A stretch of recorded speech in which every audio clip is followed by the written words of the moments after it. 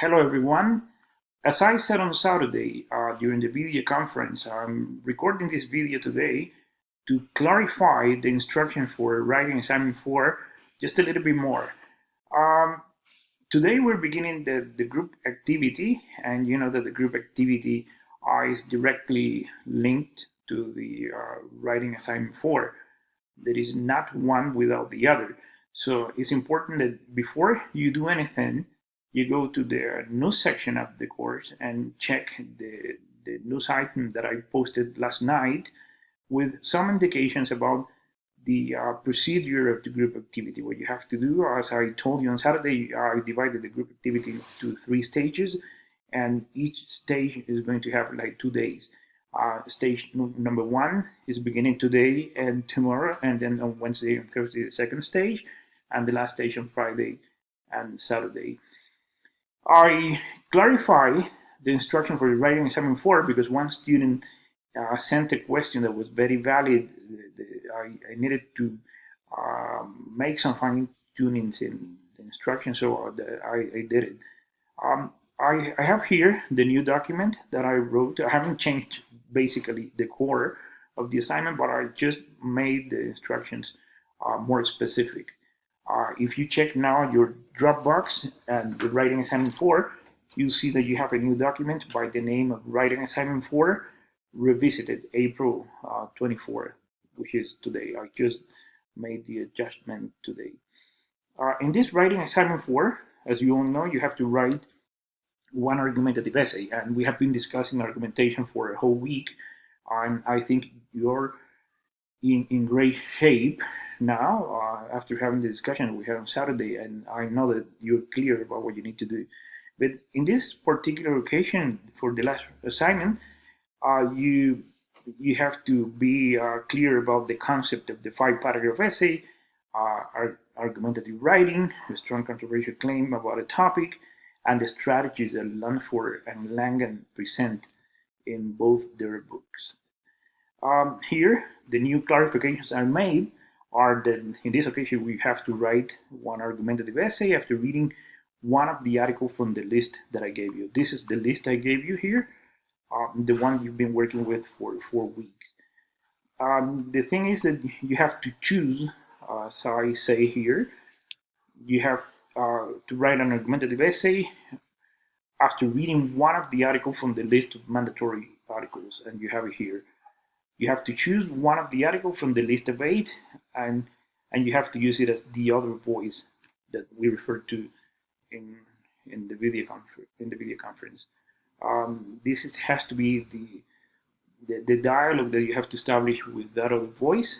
You have to make a strong claim that actually shows that you are responding somehow to the claim made by the voice in the mandatory article.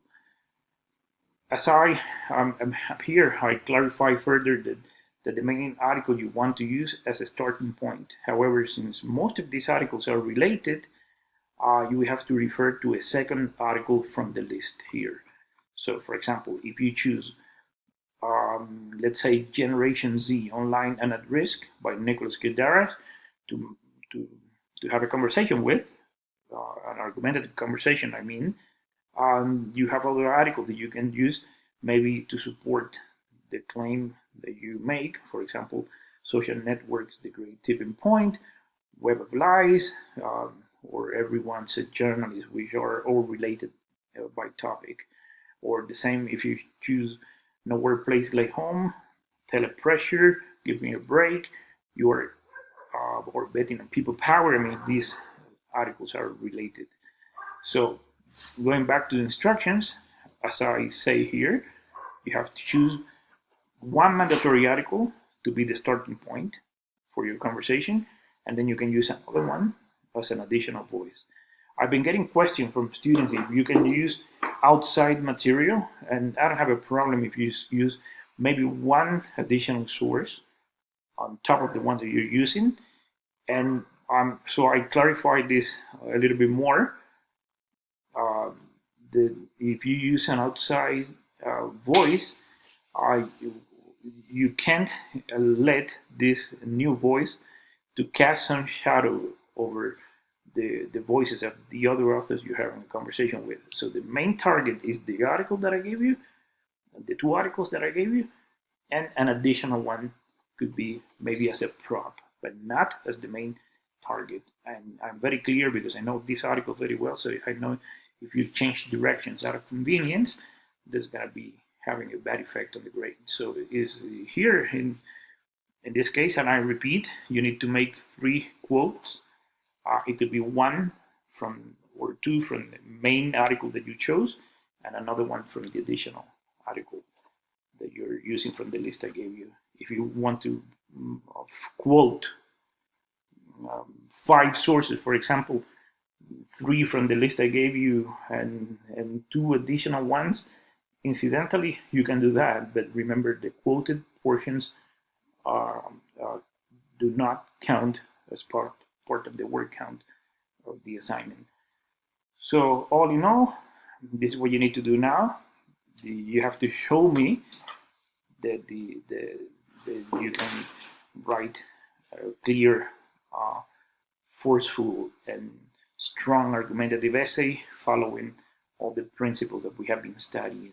Remember the 3 keys to argumentation, like ethos, pathos, and logos, which is credibility, emotion, and logic.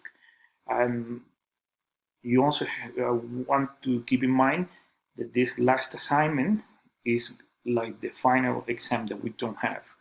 Here you have to show me everything that you learned in my class, from formatting the essay, following the MLA standards, personal credentials, the regular guideline for formatting an essay, up to writing a 5-paragraph essay with a strong introduction. We studied using a very strong hook, any of the 6 patterns that we have learned, a transitional sentence, and a thesis statement that becomes the controversial claim that you make in your essay. And then you have to use the argumentative strategies that we have been discussing this last week. Finally, I want to say that here you have to, this is your chance to show me your weapons. This is your chance to show me that your time here in my class has been meaningful, and that you're following the beat of my drumming in this case. I know that some of you have felt somehow under pressure because you had to work with MLA, but I think this is an additional thing that you're learning, and I think is going to be useful in the long run for you. I'm very happy after seeing the results of some of you, after seeing that some of you can handle MLA now, even when you started from scratch, and this shows that many of you have been doing a wonderful job. As I also said, I will be making a resource about the portfolio, and I'll do that this afternoon. Please don't hesitate to contact me if you need to ask any other question.